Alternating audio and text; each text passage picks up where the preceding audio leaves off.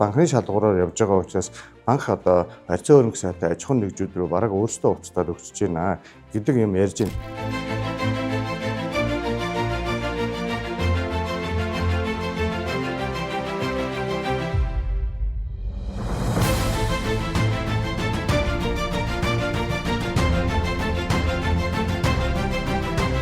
Монгол улсад хүнсний хуршилд үндэсний хөдөлгөөн эхлээд 4 жилд рүү орж байна. За энэ хугацаанд Монгол улсын хэмжээнд 2500 гаруй аж ахуйн нэгж 1.3 их найд төгрөгийн зээл авсан байдаг.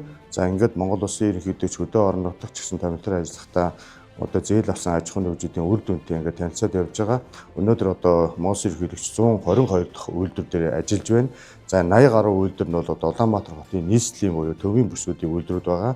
За 30 гаруй үйлдвэр нь бол одоо орон нутгийн үйлдвэрүүдээр ингээд танилцаад явж байна. Зээл олголтоо мөн төр захиргааны одоо 25 шийдвэрүүдээ бүгд ингээд Монгол Улсын хэмжээнд их амжилттай хийж байгаа хэдийч төвийн бас болон Улаанбаатарт төлхөө хэрэгжиж байгаа. Орон нутгуудаар бол бас жаахан суудад харагдаж байна. Гэхдээ орон нутаг зарим аймаг мэдээлэл маш сайн өгсөн анханасаа тэгэхээр зээлээ маш сайн хамруулж чадсан. Зарим аймаг дунд зэрэг, зарим аймаг жоохон таарахгүй өгсөн учраас мэдээлэл иргэдтэй очихдоо их удаан хүрж байна. Хоёрдугаар банкны шалгуураар явж байгаа учраас банк одоо харьцан хөрөнгө сайтай аж ахуйн нэгжүүд рүү бараг өөрсдөө уцтаад өгч байна гэдэг юм ярьж байна. Тийм учраас бид хүнсний өслийн 2 дугаар үе шатыг орон нутгаас эхлүүлэх, орон нутгийнхаа жижиг дунд үйлдвэрлэгчдийг, өрхөө үйлдвэрлэгчдийг төлхөө дэмжих юм бодлого барьж байгаа.